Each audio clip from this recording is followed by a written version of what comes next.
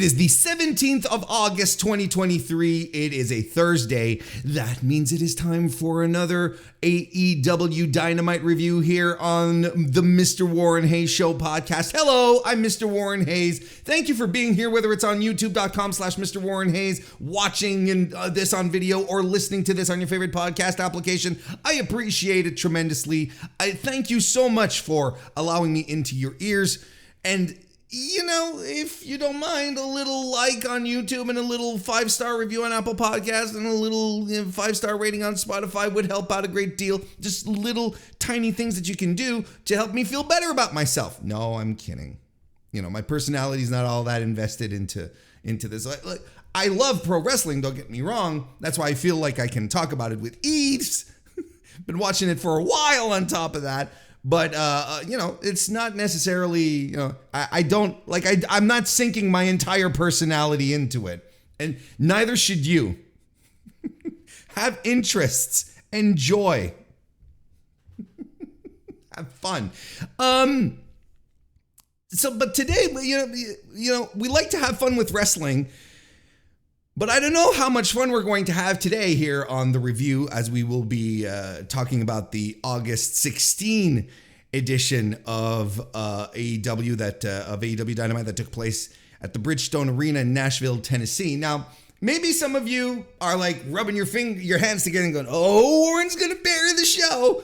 And maybe some of you are doing the opposite, like, "Well, here we go. Warren's going to bury the show." And I'm not going to bury the show. I think there are things on this that I enjoyed. But the one thing I think that we have to keep in mind is that this entire package, everything that was presented on this show last night, because I'm recording this on Thursdays, everything that was presented to us on this show was in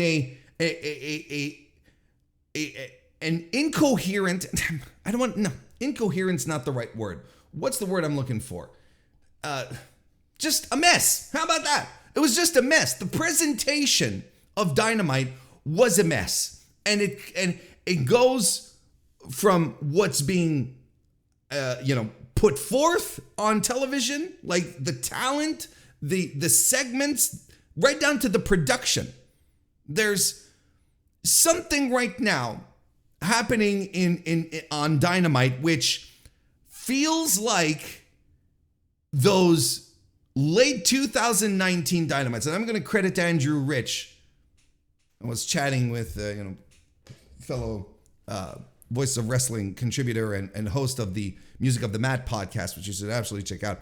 And he pointed it out and was like, you know what, that's exactly the vibe. That's the vibe I got from this show.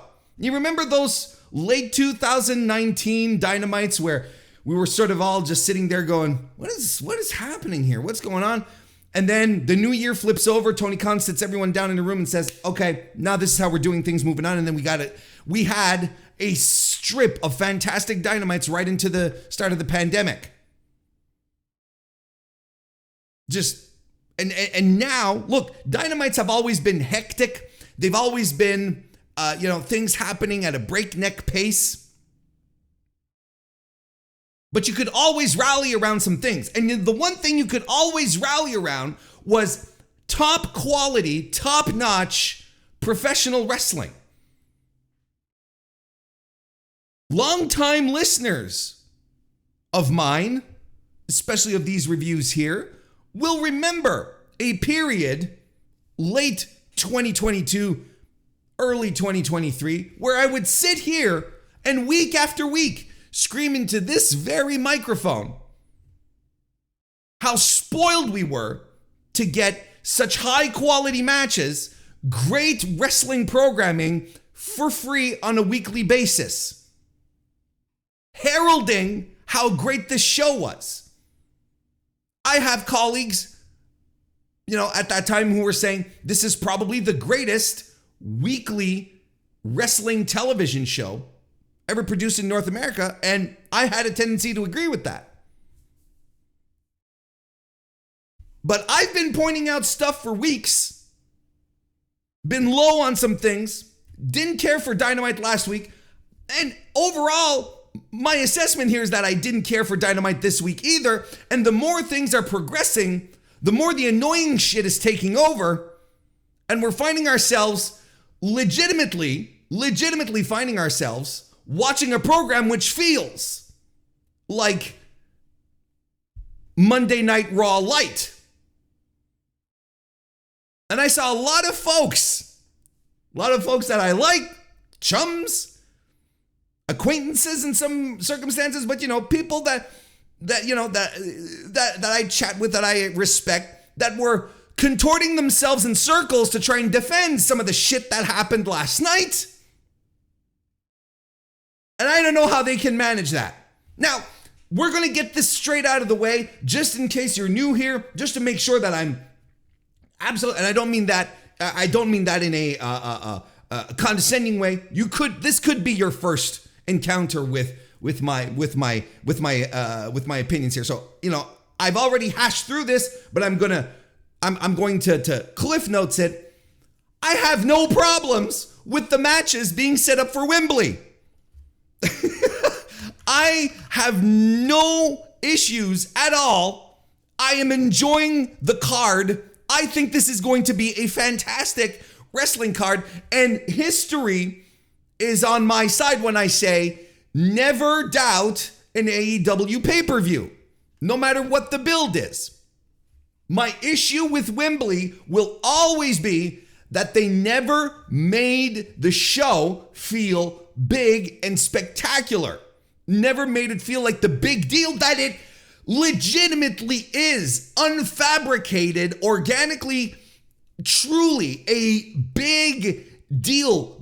Probably the biggest attended wrestling show in the history of pro wrestling, outside of dictatorships ordering their citizens to go to the show.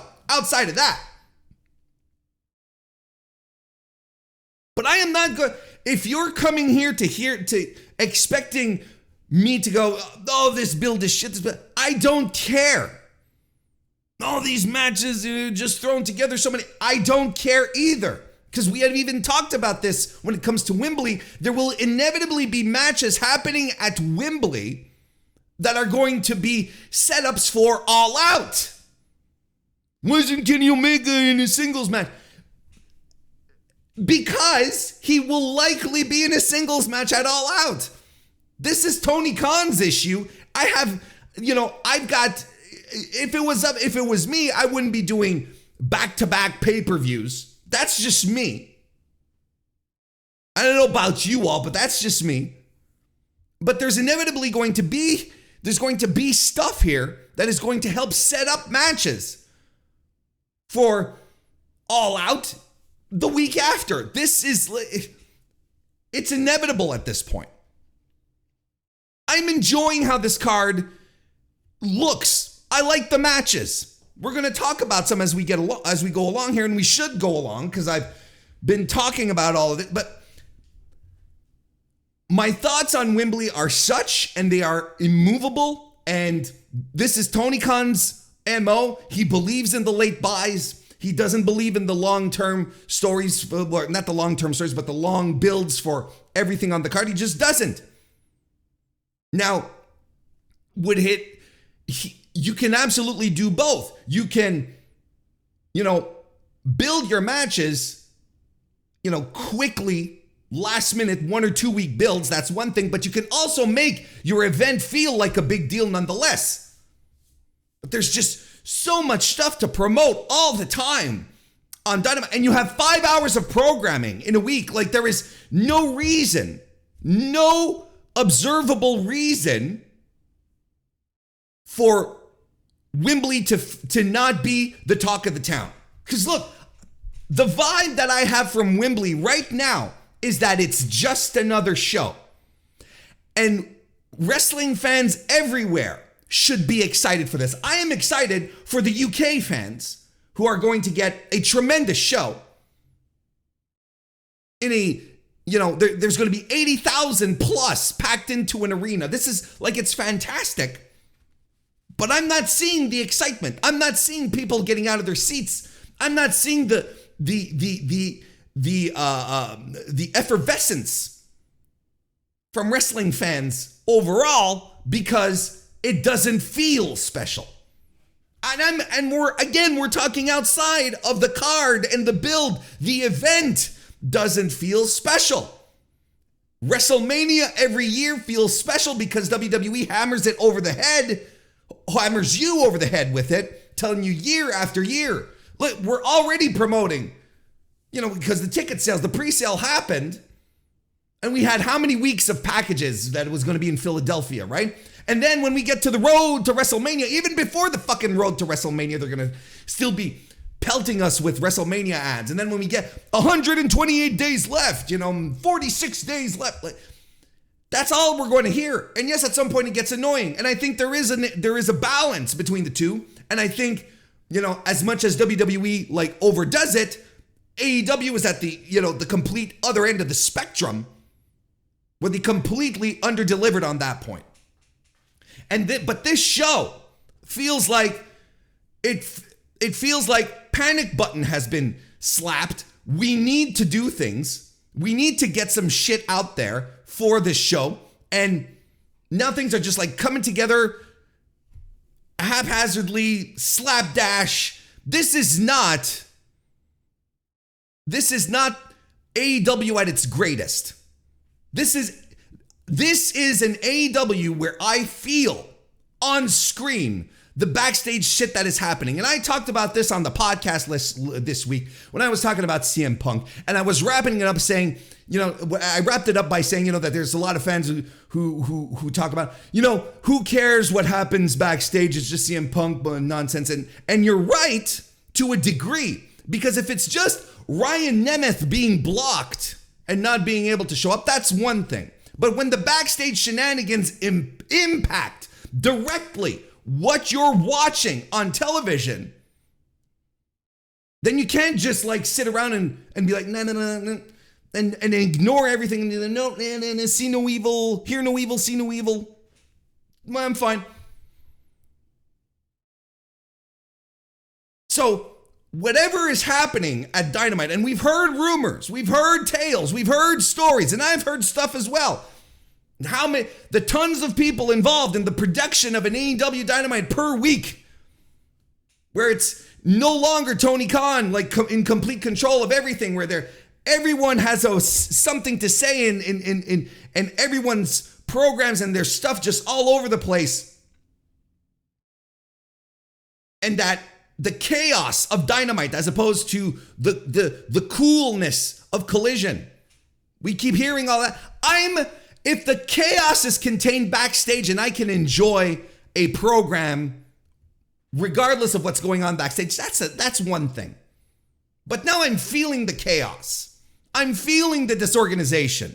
I'm feeling it all as I'm watching on a Wednesday night, and I don't care for that. And I don't want that. And this is where it's starting to impact the product. It's starting to impact the product in ways that people who aren't very online, quote unquote, will see a difference and will probably get maybe turned off by it. Especially when we start playing WWE Light. Don't try to be like WWE. Be AEW. Because whatever you try to do to be sports entertaining will always fall short to what a 50-year-old company that has billions of dollars at its disposal can do.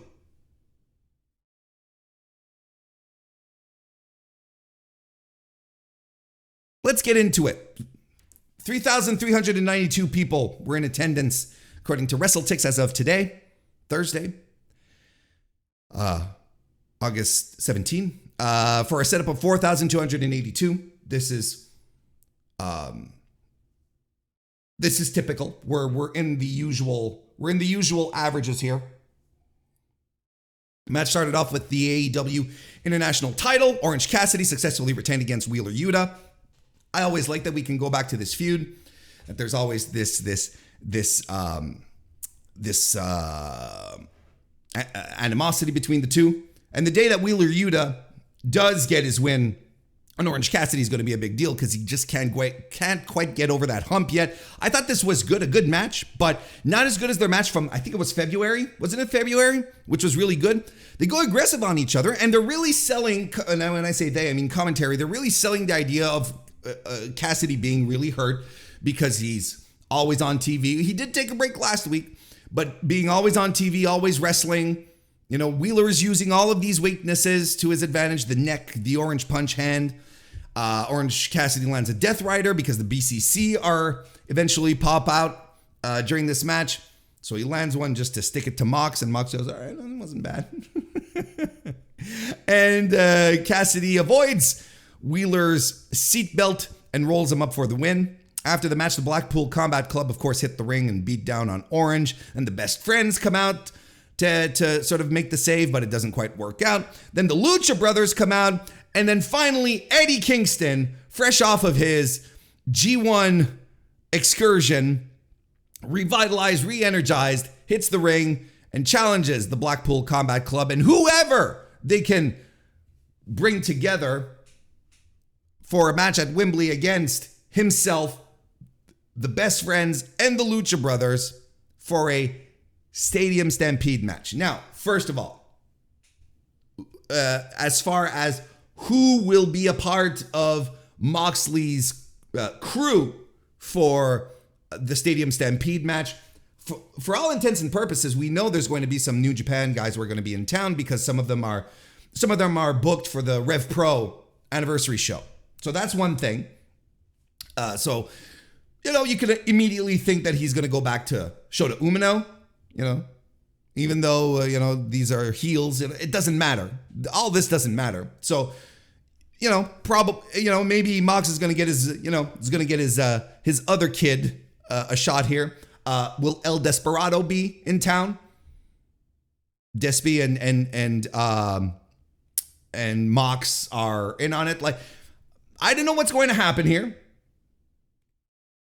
We'll see. We got, one more week. We got one more Dynamite, one more collision, two more collisions, I should say, at this stage. So who knows what's going to happen? But I am not excited at the idea of a Stadium Stampede. I don't know what this is about. If you recall, the Stadium Stampedes were, right, they were pre-taped, and I really did not care much for the second one. I think we all enjoyed the first one. The Stadium Stampedes were created to sort of give us something different, something new, something, during the misery that was the pandemic era. So I know, I am glad that we got out of it, and I am glad that we're, I was happy that we were in an environment where we didn't necessarily need cinematic matches anymore. Now, I'm going to contradict myself in a little bit, trust me. But I was still happy about it. Now, I'm not going to jump the gun like a lot of people are doing and say, this is terrible, they shouldn't do, why are they doing a cinematic match? It doesn't... Maybe it will not be a cinematic match. Maybe they'll do something live and maybe they'll just fight all around the arena. But I'm going to tell you one thing. Deciding to do a cinematic match when there's going to be 80,000 people in a building and you're going to be shooting this on screens, that's a hell of a choice. It's a choice. And if they do pre-tape stuff and broadcast that in front of 80,000 people, that's going to be even more of a choice. I can't endorse that if that's what they're planning on doing. Now, if they're just going to go around the building and, do a quote unquote anarchy in the arena in name only kind of thing, just calling it a Stadium Stampede, but the Stadium Stampede does implicate, I think it does involve a few more layers of goofiness, a little more sports entertainment if I dare go down that road. So I can't say I'm excited about it. I can't say I went, woohoo! It didn't pop me out of my seat. I'm like, okay, I'm going to reserve. I've expressed my reservations to you, and I am going to sit back And I'm going to wait to see what's going to happen on this one because, I don't want to assume that this is going to be pre-taped. I don't want to assume that this is going to be something that is going to be at the expense of a live crowd. How about that? Let's talk about this when I review the All Out show in a couple of weeks. Jim Ross has his sit-down interview with Kenny Omega. He talks about Kenny talks about how Don Callis was always there for him when he was a kid. And he had a weird childhood with no friends because Don Callis didn't want him to have friends. And he gave him protein and weird shit in vials, saying, here, don't worry about it. Take your vitamins. And I'm like, hey, I feel like there could be a criminal case here. Kenny. And he was doing all of this, he being Don Callis, because Kenny would go out and do athletics and bring home medals and trophies. Don's guidance made him the best athlete he could be. And, Kenny tries to remember that about old Uncle Don. Omega says you can choose your friends, but not your family. So he's trying to justify what Don did and wants to move on. And then he talks about how he and Konosuke Takeshita go all the way back. See, if you don't see the setup for an all-out match here, I don't know what to tell you. And he's going to take Takeshita away and embarrass Don. And Callis pops up. And Kenny gets to his feet. And then they exchange some words. Callis says, hey, how's your mental health, kid? Telling Jim Ross that I didn't know that we were going to do some therapy here, whatever. And Jay White, Juice Robinson attack. They start to beat him down. Takeshita joins in. Callis, gets mouthy at Omega. So he gets beat. He gets the tar beat out of him. Has to be taken to a hospital. We then cut to a promo from Hangman Adam Page, he is 100% at the hospital. He's not, there's an ambulance behind him, right? You saw that, right? He's totally at the hospital. He absolutely is not like just in front of a random, loading area, door, right? Gate. Of course not. No. He's 100% at a hospital. Absolutely was not turned away from a collision building. No. And, but he says in London, he's got Omega's back because these three fools, the Bullet Club, Gold, and Takeshita are going to have to deal with Kenny Omega, Hangman Page, and Kota Ibushi in a trios match. He called it a dream team. I'm down with this. I'm excited for this. This is low-key going to be a great match. I am excited for Jay White to be able to add Wembley Stadium to the list of arenas he has single-handedly sold out. I'm stoked for that. And then an EMT walks up and he tells Paige, who's drinking a beer, says, hey, this is a hospital. You can't be drinking a beer. So Paige knocks him back, hands the guy the empty. It's fine. I thought this was a pretty good segment. Thank God this was pre-taped.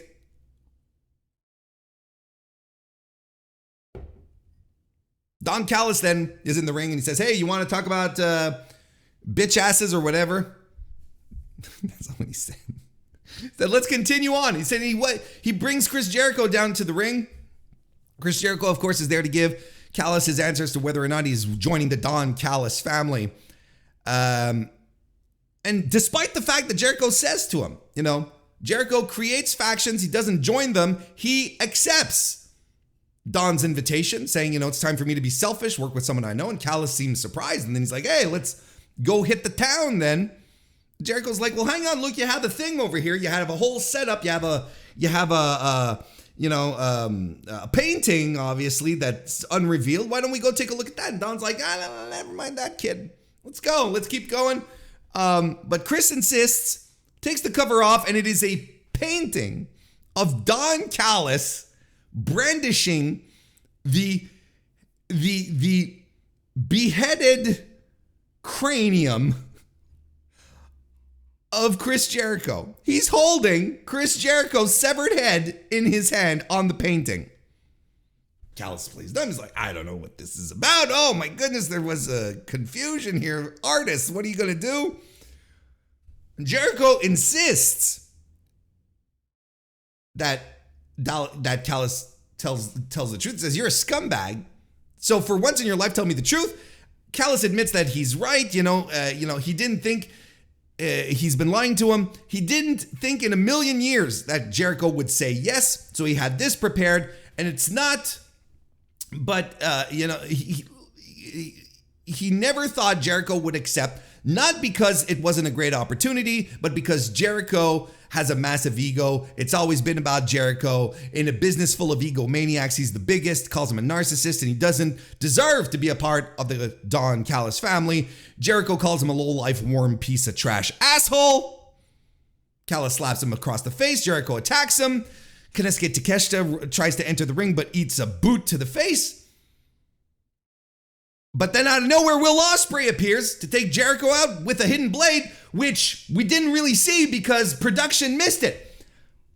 Let's take a second here to just say how bad AEW production has been consistently bad for weeks at this point. If it's not feedback on the mics, it's, missing key moments in matches. And this has happened not just on Dynamite. It's happened on Collision as well. And we even had, wasn't it during the, I can't remember during I think it was during MJF's promo, there was static in the mics. Like, what is this rinky-dink shop? What is going on? This is a company that is about to get a huge payout by its broadcasting partners. They're about to, get up there. TK going, yeah, I can put on a big time professional wrestling show, and you can't even get your shit right. You can't even get a huge interference by an international star right. Like, it looked like that Ospreay bumped into the cameraman so he could hit his spot. Anyway, so Will Ospreay's there. They crack the painting over Jericho's head with the glass and all. He blades. Let's skip to a segment a little later on in the evening where Chris Jericho is getting quote unquote cleaned up. Like, this is like 30 minutes after, right? The blood has all dried up. I was watching this with Kristen. Kristen was like, did they draw that on? It's like, no. Like, they just left it there and it's all caked, It's coagulated. It's been exposed to air too much. They're just starting to clean him up. But Jericho calls Will Ospreay out. Says, you didn't have to hook up with Don Callis if you wanted a match. We were supposed to do one at the Tokyo Dome in 2021, but the pandemic, just didn't allow that to happen. Which is something that I have heard of in the past. I think this is correct, that there were rumors that was going to happen. So he challenges him for Wembley, and he says he's going to drink Will's blood in the middle of the arena. He's going to embarrass him in front of his home, his friends, his family, his countrymen. The Ocho's coming for him. Good little promo. Look, I like this. Despite the production nonsense, I thought this was good. I enjoyed this. And bringing in Will Ospreay, again, this is something that I've heard of and I was hinting at in various audio pieces that I've been doing here on the podcast. This is something that I had heard was happening, and I'm glad they're doing it.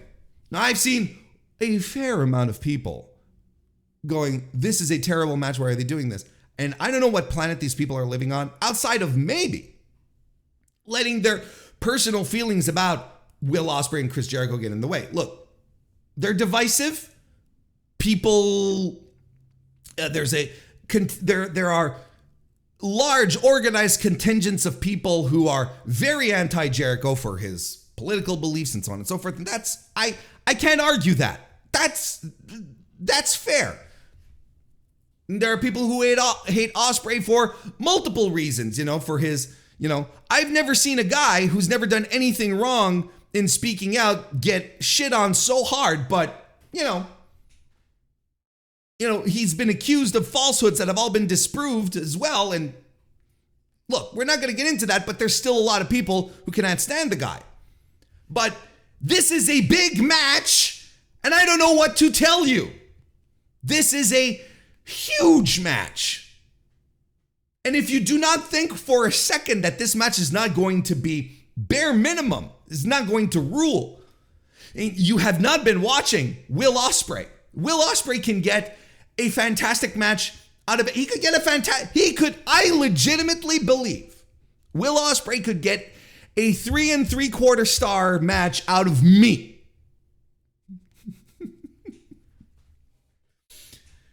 So I'm excited for this. It's going to rule.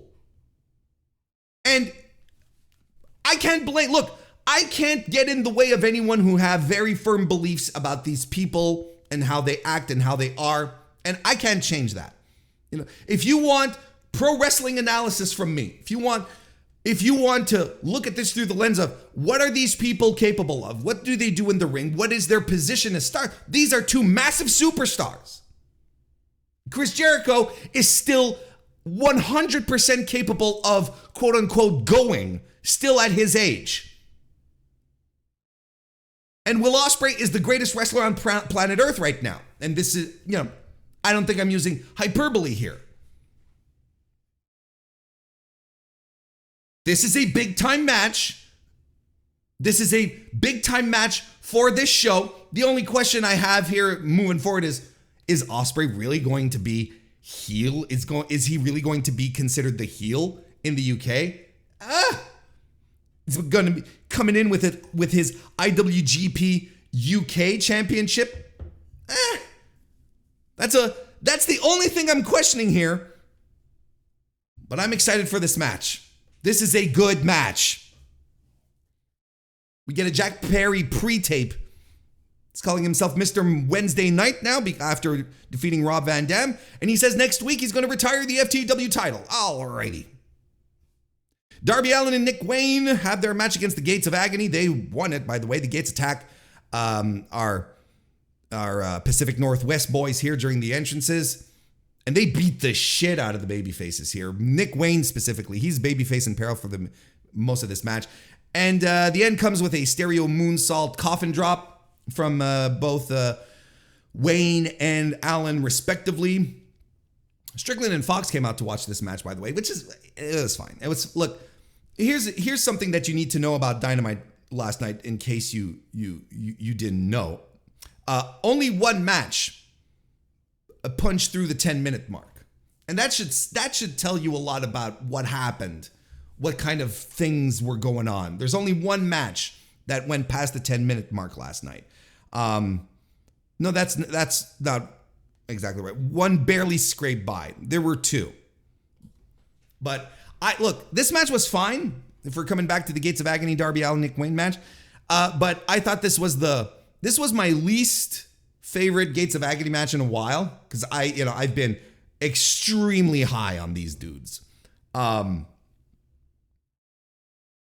Yeah. Anyway. It was short. Like, it was, Cage Match has it at 6 minutes 27. Like, it's, what are you supposed to, anyway.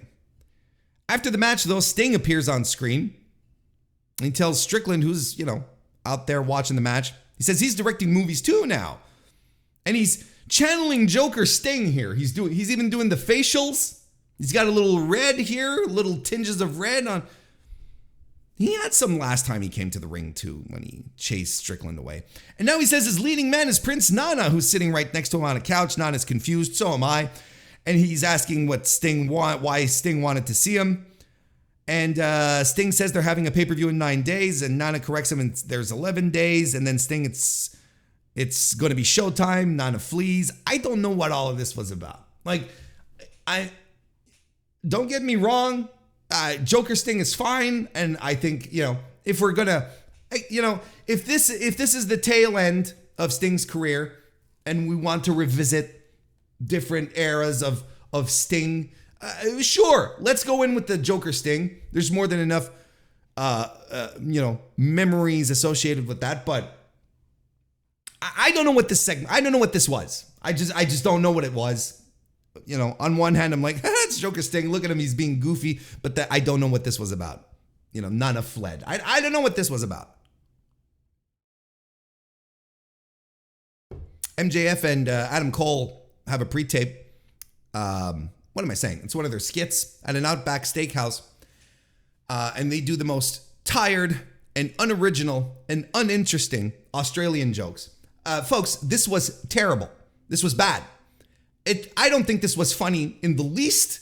I think this is as much as I thought the Chinese restaurant, "Oi, so hot" stuff was awful. I think this was worse.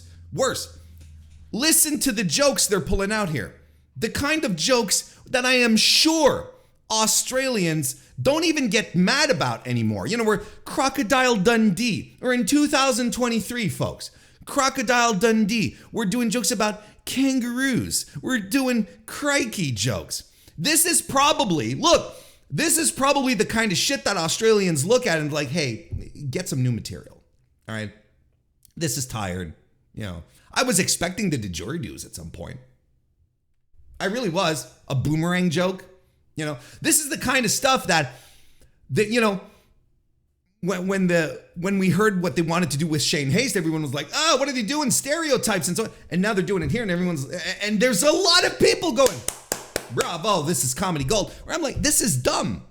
It's like when people tell, you know, tired, stupid jokes. It's like when I meet an American, you know, and and they go, "Oh, you're from Canada, eh?" You know, and I'm like, yes, and get new material. It's not even. It doesn't make me mad. It doesn't frustrate me. It doesn't even offend me. I'm just like, yes, just get new material. Just try something else because it's just not funny.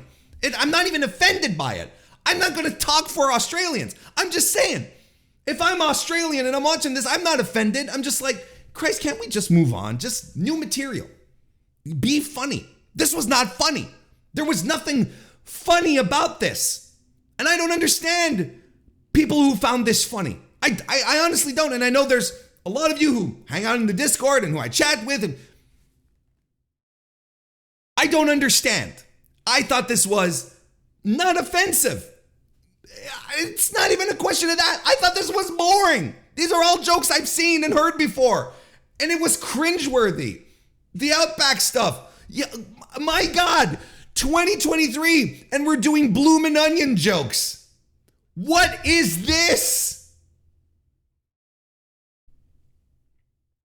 Infinitely dumb and stupid. None of these segments. Again, and here, what have I been saying week after week after week? The relationship, between MJF and Adam Cole always furthers better the minute they hit the ring and do promos and stuff. And it's the same thing again tonight. After they arrive with the Ferrari and they have Roderick Strong kick the wheels of the Ferrari and hurt his foot. This is all so dumb. Like it is all so infinitely dumb. The boys hit the ring, they cut their promos, and it's good. And it's advancing the story. It's putting layers onto the relationship that this comedy bullshit, which is not even funny, is not working. It's not working. Let me say that again. It's not working for me. I'm going to nuance this because it is working, because it's a ratings grabber. And you know who you have to thank for that? Everyone watching and who's like, man, this MJF, Adam Cole, buddy, odd couple stuff that they've been doing, all these little skits, it's been so great. All you have to do is thank the bloodline. I hope you all have Christmas cards set up for Roman Reigns and company, because this is something that we are unfortunately going to be subjected more and more to, because this shit works, and I don't understand it. I don't understand how anyone finds this funny. I don't know why we need it in the first place, but I don't understand why. But it's working, and cheers to you if you find amusement in this. I don't get it. I don't. I think it's unoriginal. I don't think it's funny. I didn't smirk. I didn't smile. I didn't chuckle. Far cry from a guffaw. Nothing. I thought this was stupid as hell. But once they're in the ring, cutting their promos. Now we're getting to some meat. Now we got some pro wrestling shit happening. Now this works and it adds layers to this friendship that they have. Adam Cole starts and he starts talking about winning the Ring of Honor titles. Says it's important for his legacy, and especially because he wasn't sure he wanted, it's important for his legacy, especially since he was told that he might not ever be able to wrestle again. He wasn't sure if he was going to be able to do it. So for him, winning the Ring of Honor titles, it's important, but it's also important for him to win the AEW title for the same reasons. And he tells Max, he says, the second the bell rings, I'm going to do everything and anything to win the title. MJF, he tells his story about running the roads, about how he joined the first Allin card, after DMing Cody Rhodes' name getting massive boos from the AEW audience. And he mentioned how Cole was one of his 2 dream opponents. He talked about growing up in front of us, into a generational talent, the devil himself, one of the best to ever do it, and into the AEW world champion. And now he gets to main event the biggest show in company history with one of his dream opponents who has become his best friend. And if he thinks he's going to lay down for Adam Cole, he's out of his damn mind. Aussie Open attacks out of nowhere. I think it's fine. I would have allowed the champions to get a little heat here, though. Because Aussie Open are not, they're not super proven commodities for AEW fans, if that makes sense. So I would have let the champs get some heat here. But anyway, Cole and MJF chase them off, tease the double clothesline, which Mark Davis is like, no! He's like terrified of it. And then they tease this stupid kangaroo kick. Like, I don't know. Then Cole sort of waits to super kick Max. It sort of looks like that's what he's going to do. Max turns around and is like, wait, what are you doing? They hug it out again. I'm telling you, the pre-show has Adam Cole when they lose, has Adam Cole full on turning. This right here, this promo right here that we got from Adam Cole specifically lays the groundwork for him turning on MJF at the pre-show. I'd absolutely do it at the pre-show. 100% do it at the pre-show. They lose. No more titles. The only title that's left for Cole to win is the World Championship. And he's like, okay. And you know what I do? You want to hear something bold that I'd do if I were Tony Khan? I'd have Adam Cole beat MJF for the title in Wembley and MJF win it back a week later. Who cares? And it'd just be surprising. It'd be interesting. It would keep us from talking about CM Punk. That would be some actual great conversations to have. That's just me. So again, pre-tapes, shit, in-ring stuff, fantastic. But this is where everything started going downhill with the Texas Chainsaw Massacre deathmatch. And I was like, wait, there's they're doing a new movie? No, it's for a video game. And look, I started taking notes, and then at some point I closed my notebook. I was like, no, that's it. This sucked. This was bad. All of this was bad. It was, look, Jeff Hardy, in the bowels of the arena, still going Hardy when there's no audience around him, just a camera. They'd have, why are there tools set up on a door? There's mood lighting, atmosphere, but the quality of AEW production these days cannot maintain this level of any level of production where we actually see what the fuck is going on.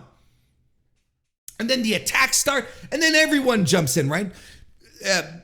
Satnam Singh and Jay Lethal, and then you have Matt Hardy, and look, the one thing that I thought was cool was the visual of Singh choking Jeff Hardy. I thought that was very cool.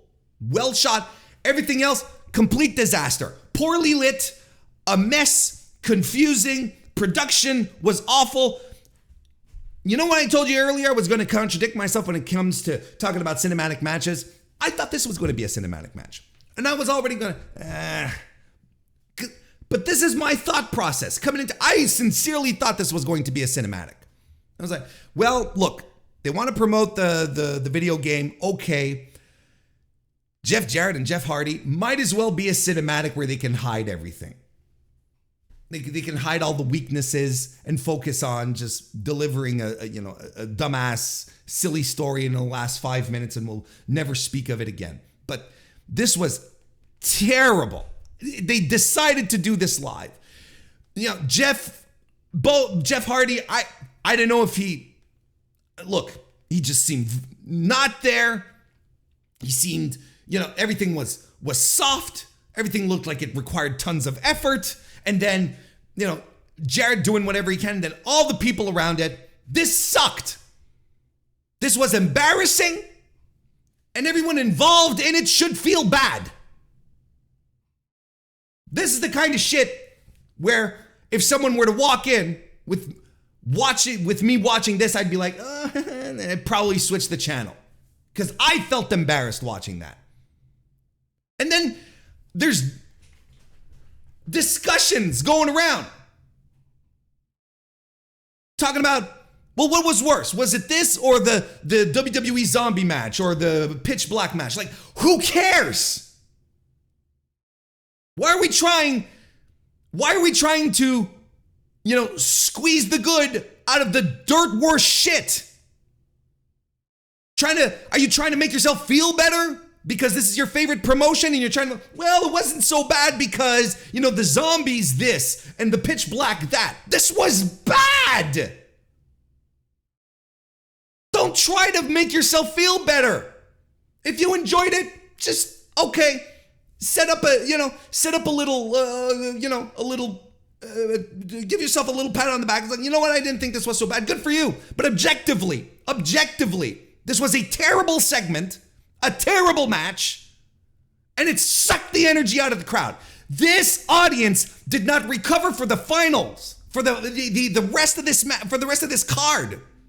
They were sitting on their hands for the women's match, and not even the fucking Young Bucks could get this crowd back into it.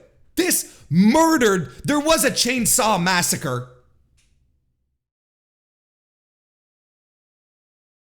It's the audience who died. And I don't blame them. This stunk.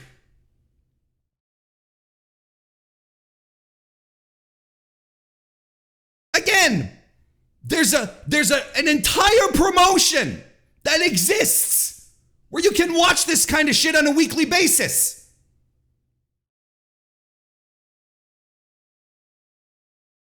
What if WWE had done it? Was it yes? Would they have done it better? Look, I'll tell you one thing. WWE would have made sure that we would see the action. There would have been lighting. Sure, it would have been a little more contrived. Sure. But we would have seen what's going on. There were entire swaths of this match that just happened in the dark. Nothing is redeemable in this. And if you think this is the last that we're going to see of this kind of shit, it is not. Because this is what people, this is the sports entertaining stuff. Forget about the idea that this was a sponsored match. Aside from that, this is the kind of stuff that people point to and go, hey, WWE is doing great. Look at the success of the Slim Jim match. Look at the success of the Pitch Black match. This is the kind, big time pundits, not just D-level guys like me, big time analysts out there saying, well, it's working because there's ratings, because there's sponsorship money, but it's still dreck. So while the other guys are doing it, why would Tony Khan be going, well, maybe we should do something like this? And good on Tony Khan, legitimately, for saying, you know what? This money, that with the sponsorship money, we're all going to donate it Fight for the Fallen, the Maui Food Bank, and that's commendable. Absolutely, thumbs up on that. I got nothing to say bad about that, and that is a good thing. And he was tweeting through this match, doing that. We had to change a lot of stuff. It's like, stop making excuses, Tony. The excuses don't work. We had to change things. Things were complicated. People were injured. Like, Christ, with the size of the roster you have, with the number of people producing matches for you on a weekly basis, on 5 hours of fucking programming a week. Oh, things changed. Yes, things changed.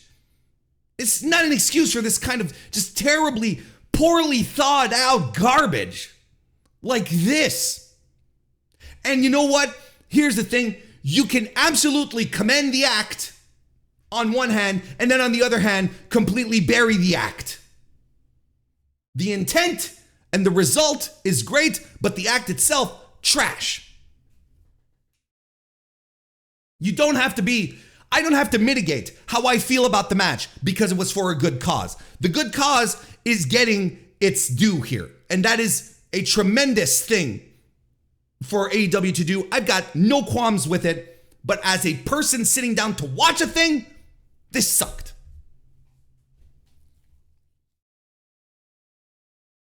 I'm already fed up talking about this. See, this is the point. This is where everything starts to fall off.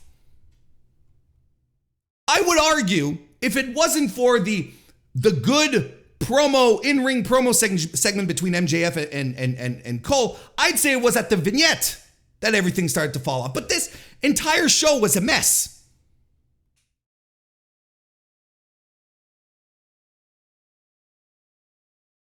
Britt Baker defeated the Bunny. No surprise there. Another very, very ordinary match. I've got nothing to say here. Britt wins with the stomp. To the shock of whom? And I am not saying this, mind you, because, of course Britt has to be involved in this. I am a staunch Britt Baker supporter. I do not understand why she gets the hate she does. I honestly do not. She is the only real deal superstar in that company. She should be everywhere. She should be fronted everywhere. She talked her way into the spot she is there, and they're not even giving the woman mic time anymore. She, for a while, was one of the faces of the company. But Tony saw all these piss babies on Twitter. She always gets all the opportunities. What about X? What about Y? And yet, she's a star. She gets star reactions. There will never be, don't want to say never, but for the foreseeable future, I will always be a Britt Baker guy. No, she's not the greatest pro wrestler in the world, but that's not where her strengths come from.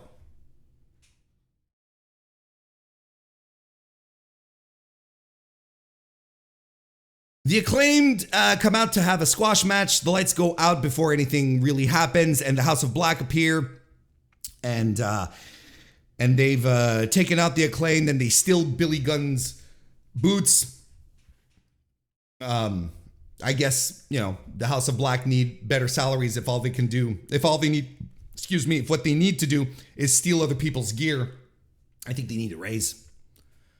But again, this is something so slapdash, and I don't know. Everything at this point is exhausting, and just stuff just coming together and being quizzical and weird. Just a weird fucking episode of Dynamite. One that, main event, the Bucks and the Guns, I thought it was okay, nothing more. I thought the Bucks brought out the best out of the Guns here, but I mean, we're not talking, 5-star classic in the Dome here. It was fine. It was okay. It was a good little match, but, I thought this was okay, and I enjoyed the segment at the end. The crowd is still out of it, the Bullet Club Gold come out, and then FTR come out for the save, which is still, in my opinion, the hottest match that they have, the biggest match that they have on the card. That's just me. For Wembley. Look, a weird ass Dynamite with a lot of things that you as a pro wrestling fan should be concerned of happening on this show. We're having the backstage stuff leaking into the programming, and this is when it no longer becomes a problem for just very online people, because people who aren't very online will look at this and like, this is too much. This did not work. Lots of misses here. I enjoyed probably the first, unquestionably, the first 40 minutes of the show. You know, I didn't quite understand the Sting thing, but, Joker Sting and whatnot. I'm like, okay, all right, let's move on. It wasn't that big a deal, and I was ready to move on. But then when we got the Outback Steakhouse and, Croaky shit, and I was like, okay, now I'm starting to check out. And then it was just miss after miss after miss. I don't know what's going on, but whatever's going on right now should be a concern. Look, I'm going to leave it at that. I'm going to leave it at that for today. Not an outright burial of the show, but a weird show. I don't think it was a good show. Don't think it was terrible either. But the bad here really shined through. The bad stuff really shined through. And there's more and more of it as Dynamite moves on. And I am missing. First quarter Dynamite, first quarter 2023 Dynamite. I'm missing it. I don't know what happened. I don't know why we're here. But it does feel like whatever's happening backstage, conflicts, not necessarily conflicts, the number of people involved, the tons of producers they have, it's starting to show on the program that this shit is not working. I'm going to leave it at that. Thank you for being here. Hopefully, I will be back on Sunday in a more joyous attitude. I'm not going to sit here and tell you that this was good when it was not, right? And you are more than welcome to disagree with me. Feel free to do so in the comments. I love you all. Thank you for being here. Thank you for watching. Likes, reviews, ratings, and all that stuff. I'll be back Sunday. I'll see you next time.